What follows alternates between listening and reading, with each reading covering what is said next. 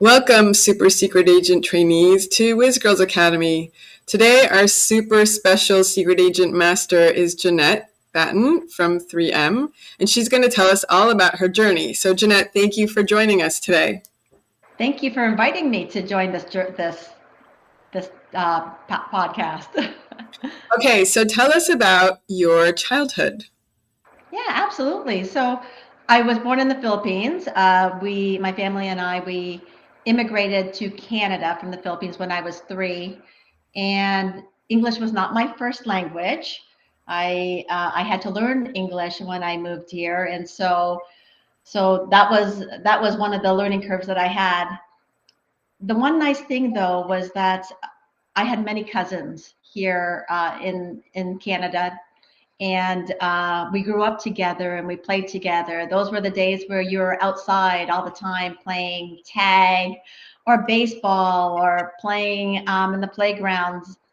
There were no cell phones and there were no iPads, and so you had to be creative and figure out the different games that you wanted to play with your friends. So it was a happy childhood, a lot of time outside and not in the house in front of the TV. Very interesting. Okay, so tell us about your passions, hobbies as a child, and if you had a dream job back then.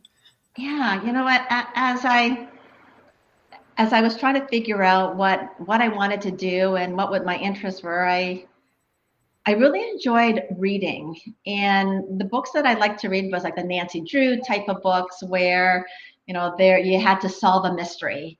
And, I would pretend that I was Nancy Drew and trying to figure out and sleuth out how to solve what was missing or who took a certain item. And so you kind of get lost in that world of imagination and play. And the other thing I'd like to do was to draw, use your imagination and and make up and draw animation even, and just, the whole Marvel DC played a big role in my childhood. And to this date, I cannot not watch a Marvel or DC movie, even if it means that I'm going to the movie theater by myself. So, a lot of play there. The other hobby that I had while growing up was playing the piano, kind of that artistic um, portion of me that wanted to be creative. However, now I am in more of a STEM and science type role, but then moved over to more of a people person type role where I'm dealing with people and human resources. Yeah, we're excited to hear about that. But first, did you have a dream job as a kid? Yeah, I thought I wanted to be an architect.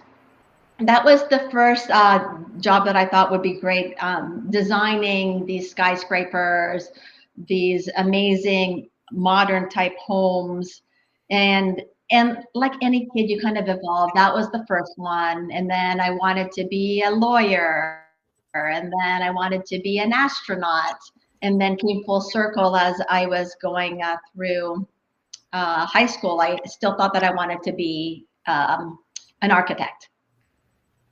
That's very interesting. I know you mentioned the word STEM earlier, so I'm curious, like, when did you hear about the word STEM, and then did you have any mentors along the way?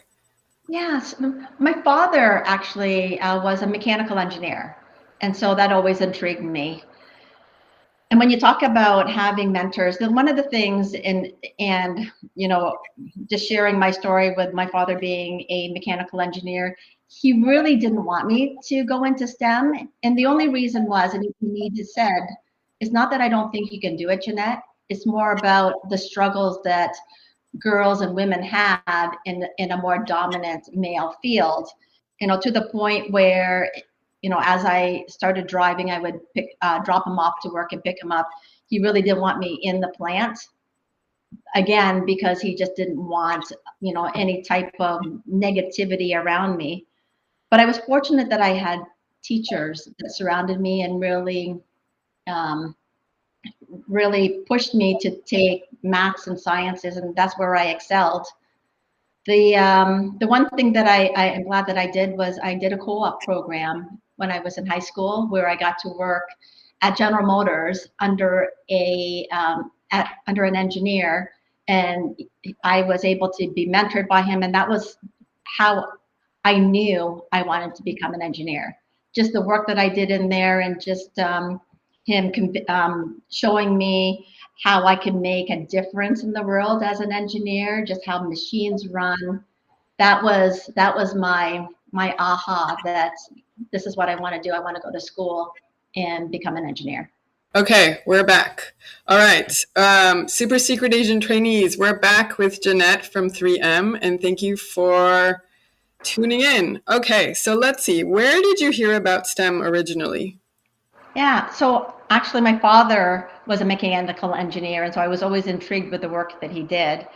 And he wasn't, he didn't encourage me to go into engineering or STEM, and it wasn't because he didn't think that I could do that type of role. It was more about the hardships that women and girls would have faced in a more male-dominated career, and so even wanting to go into the plant that he worked in, he really suggested that I did not go in. But I did have many teachers that were very supportive of me taking math and science courses. And in my senior year in high school, I had the opportunity to do a co-op program with General Motors, and I worked for a mechanical engineer at that time, and he was truly a mentor to me and showed me the ropes, and I got to work on some of the projects that he worked on. So I would go to school in the morning and then go to work in the afternoon, and it was worth 2 credits for school. And that kind of solidified that I wanted to be an engineer. You know, having discussions with my father about going down this road, he reluctantly said, you know, I know you'll be a great engineer, just understand the hardships that you may face. And he was so proud of me when I did graduate from engineering, and he said, you're going to make a difference. And so, you know, I've never looked back. I'm glad that I took that opportunity to do the co-op program, and that confirmed that that was my dream job. That is so cool. Okay, so tell us a little bit more about your journey from the degree that you got, the engineering degree, and the University of Western Ontario. Yes, absolutely. When I finished my engineering degree, I was fortunate enough to land a job right away, and I was designing fuel tanks for light armored vehicles. And I did that for a few years. Worked with many folks within just armies in Australia and New Zealand and in Saudi Arabia as well. But I always knew that I wanted to try something different every 3 years. I wanted to expand my knowledge. I'm curious in nature, and so that took me from General Motors to 3M, which was really just across the street, where wasn't fuel tanks, designing fuel tanks. Now this was around manufacturing tape, sandpaper, and adhesives. And when I was there, after a few years, I had the HR leader ask me if I would ever consider a role in HR. And of course, my first reply was no. I went to school to become an engineer, and machines don't talk back to you, but people do. And so I thought that was a closed door. But it was my husband that said, "What are you afraid of? Why not try something different? Ask them why they want you to apply for an engineering role. And if you don't like it, you have your engineering, your STEM background to fall back to. You can always go back to your first love, which is engineering." And so I took his advice, and I asked, "Why would you want me to be a human resources manager?" And she said, you know the machinery, you know the people, you get along with the union. We can send you back to school and learn HR practices and learn how to negotiate a collective agreement." And so I took a leap of faith, and that was my pivot point in my career, was do something scary and something exciting, and learn from every opportunity that was provided to me. And so, as I went down that journey, I thought, what else could I do? I did a cold call with the research and development director and said, you don't know who I am, but I would give you 110%, and I have transferable skills that I can bring from my experiences and skills to the R&D department. And he took a leap of faith and gave me a job. I've done R&D, new product introduction, quality, but I always knew I'd go back into HR. Wow. Yeah, it sounds like the universe was giving you signs and messages, and you took that yellow brick road that you had and took it on a different direction, but still have been really, really successful at it. That's amazing. Okay, so let's see. You went to get a degree from Harvard, I think. It says something about negotiation. So tell us about that. That sounded really interesting. Yeah, so that was part of the courses and the training that was provided to me when I went into HR. The plant that I worked in was a union plant, and every 3 years you would negotiate the new collective agreement with the union and management. And so they sent me to Harvard to do programs on negotiation, and also Queen's University in Canada for negotiation training as well. And so through my career, I have successfully negotiated 4 collective agreements for the company. Wow, that's very cool. And I know that you've done a ton of volunteering and speaking, and something about human-centered design. Is that human design, is that the same thing or different? Yeah, human-centered design or development, org design, where you try to figure out what the structure should look like and really putting the boxes there, and then finding the talent to fit within those boxes so that you have a full end-to-end and diverse talented group that can complement one another. You don't want everyone the same. And so that's the human-centered design piece. Got it. Okay. And then you're also been speaking a ton, as well as for women in STEM and other groups. And tell us about that as well. Yes, I've had the opportunity just to be a key speaker when it comes to advocating for STEM. The fact that we're seeing more and more women in engineering. One of the things that I said at the last Society of Women Engineers in 2022, I was one of their speakers there, that you can take this gal out of engineering, but you'll never take engineering out of this gal. And it was an audience of over 1,000 people. My daughter was in the audience, and I did a call out to her saying, I'm so proud that you've decided to go into STEM and pave the way like all these other young women. And so it's just the motivation, the inspiration that I want to give to women in STEM, to women in general, and to diversity, just to say that get out of your comfort zone. You could be at the table, whatever table you want to be at. So true. Very, very true. Okay, we're going to switch to some of the student questions, and some of them may be comments. I'll read them anyways. Sure. You are a real-life superhero and role model. Thank you. Have you had someone who inspired you in your STEM journey, and how did their encouragement help you become even more awesome? Just having someone that has the confidence in you, and someone that you can trust and have some feel psychologically safe to be vulnerable, has been important. And sometimes you have to look for that, and sometimes it happens organically. I remember one female engineer, she was a manager at that time, and taking me under her wing just to say, if you have any questions or have any difficulties, let me know, someone to talk to.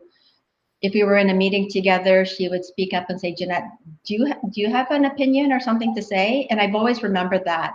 And so I've paid it forward as I continue on with my career and moving into leadership roles, to ensure that if someone is quiet, stop and ask, do you have any comments or anything to share with the rest of the team? Very cool. Thank you. Okay, next question is, what superpowers do you find that you have that have pushed you to where you are today? So I would say my superpower is really around inspiration and motivating people. I want to bring the best out of everyone. For the most part, people want to do their best. And so how do you bring out their best self or their authentic self and show them that you believe in them? And so I would say that's my superpower, is motivating, inspiring others to do their very best. This is actually interesting because there's a question that says, it is known that you motivate and influence change where it matters the most. Can you tell us a time where this was shining the most along your journey?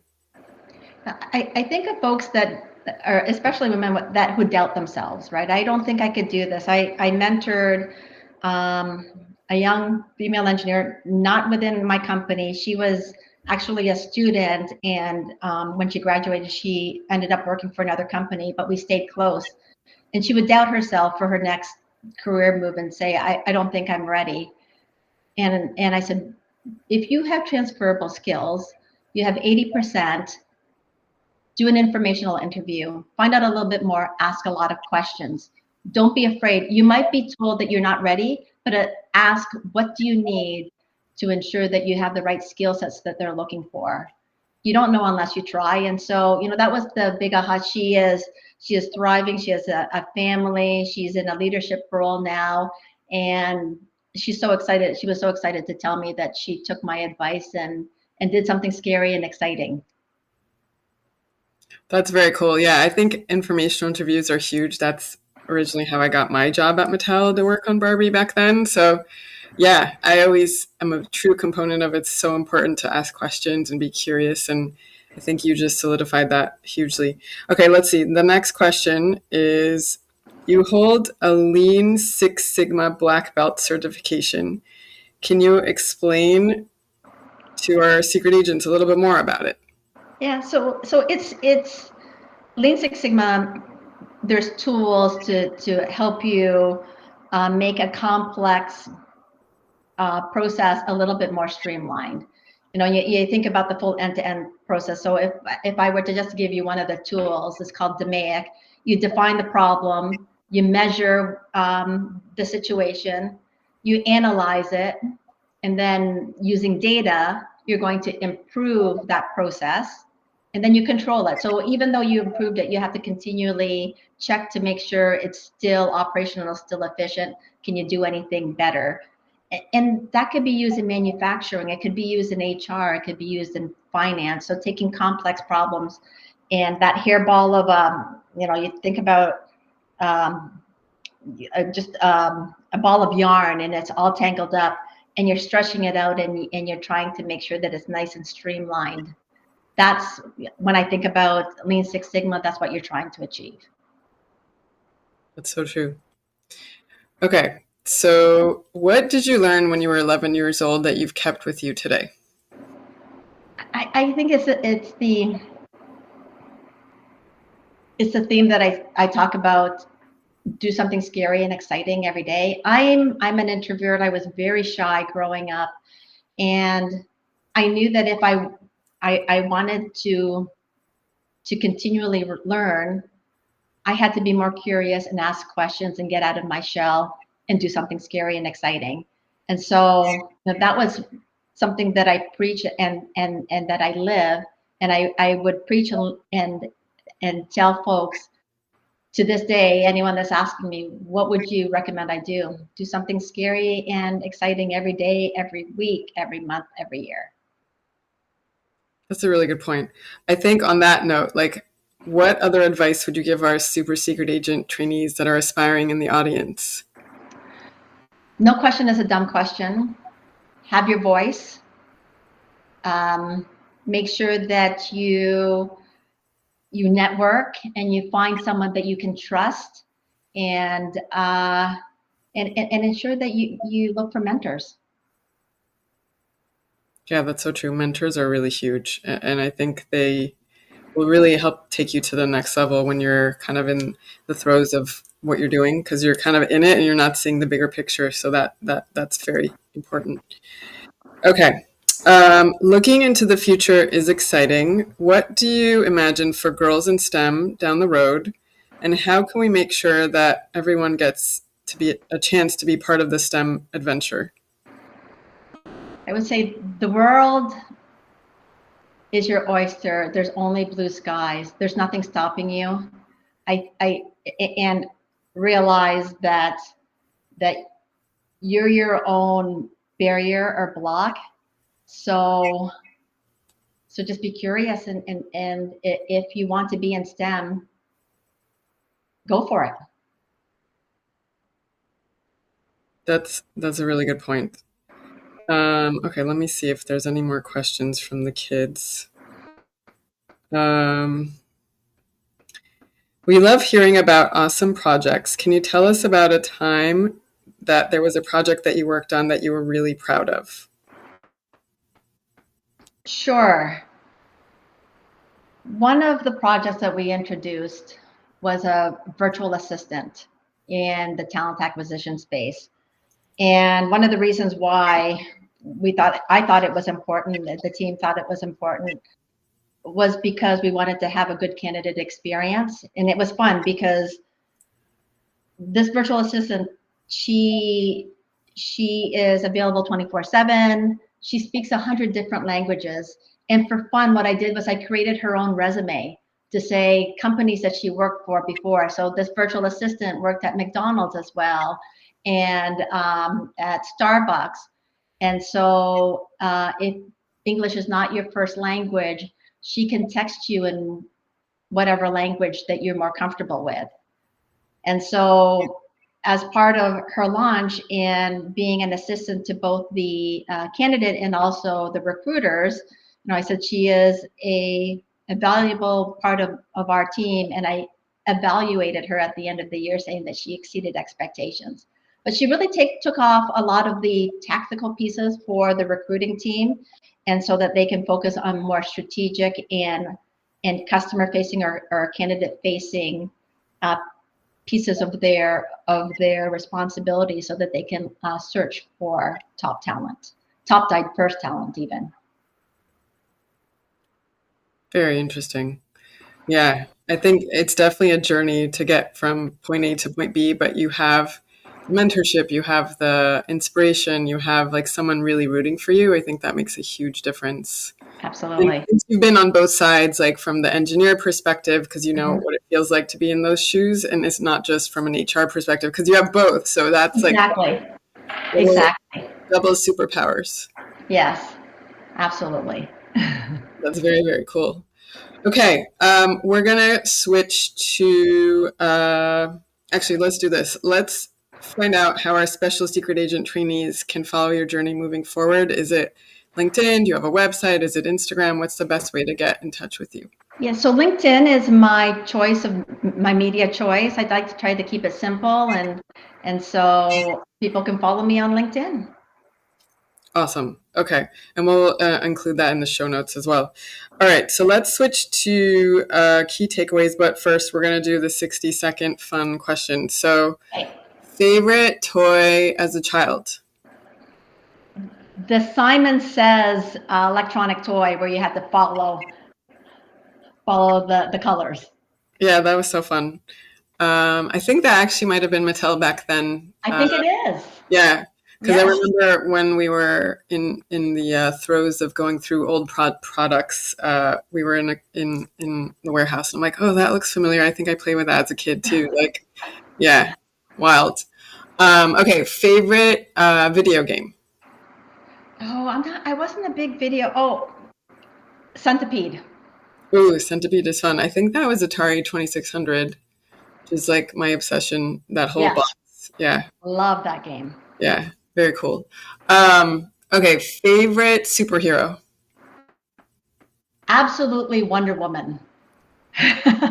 Yeah, I know. I think we're from the same planet. Like, I'm obsessed with Wonder Woman too. You can see I have like... Oh, I love it. Absolutely. Yeah. Okay, so favorite sci-fi, and I guess it could be between Star Wars or Star Trek or both. I lean towards Star Wars. And I know that people would probably disagree, but Star Wars over Star Trek. Yeah, no, I'm definitely there with you. I think it's all about the Force. Yes, let the Force be with you. And Princess Leia, and then now Rey.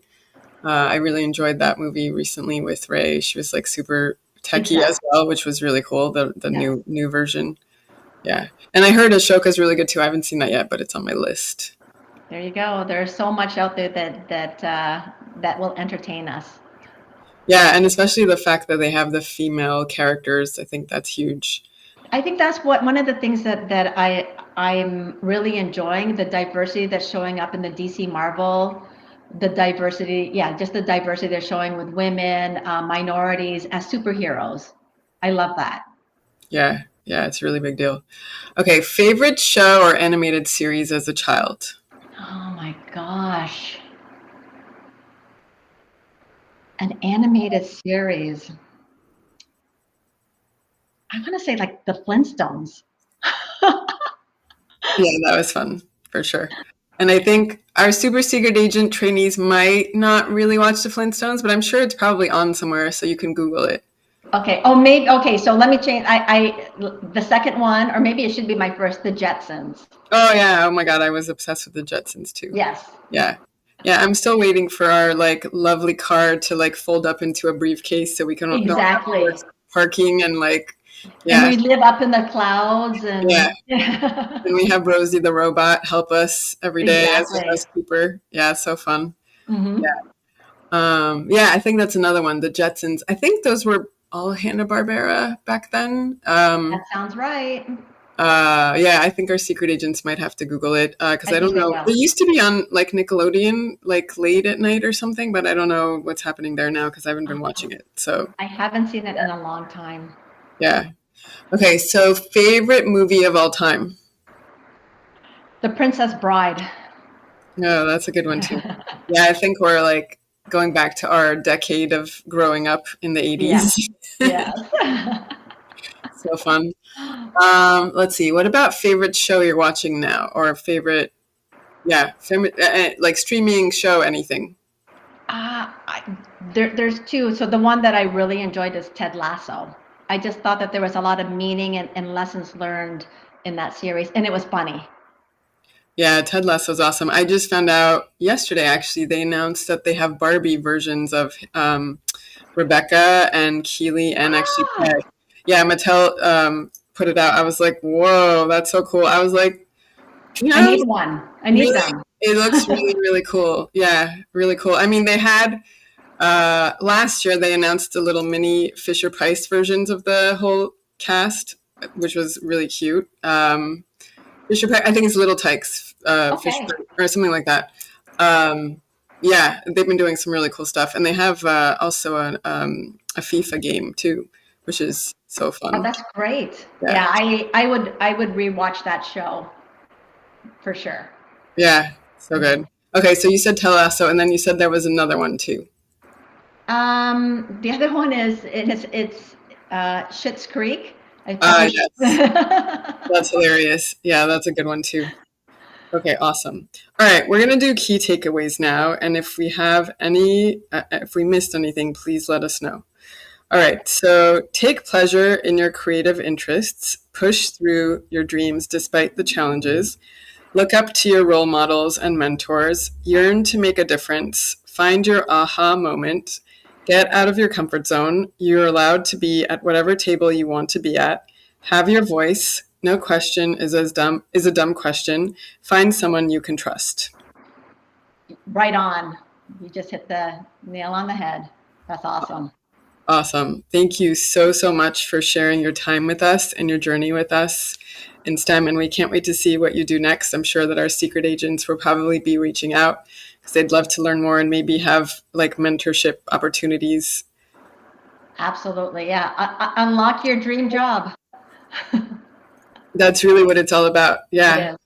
All right. Thank you again. And that's it for us today at WhizGirls Academy. We'll see you back here tomorrow. Thank you all. Thank you.